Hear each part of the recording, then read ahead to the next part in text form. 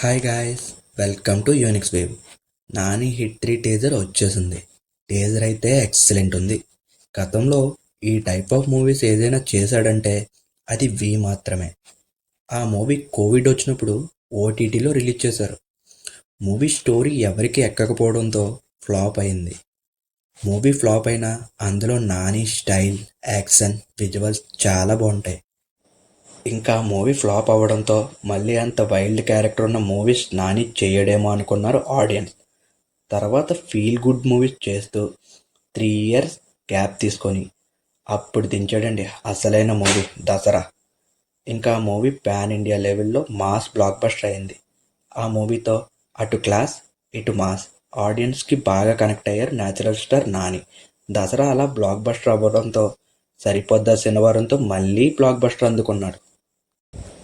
ఇప్పుడు మళ్ళీ hit 3 teaser అయితే రిలీజ్ అయింది. టీజర్ కట్ చాలా బాగా చేశాడు. ముఖ్యంగా విజువల్స్, స్క్రీన్ ప్లే, మూవీ ఎలా ఉండబోతుందో టీజర్ చూస్తేనే అర్థమైపోతుంది. హిట్ 1 అండ్ 2లో వైలెన్స్ ఎక్కువగానే ఉంటుంది.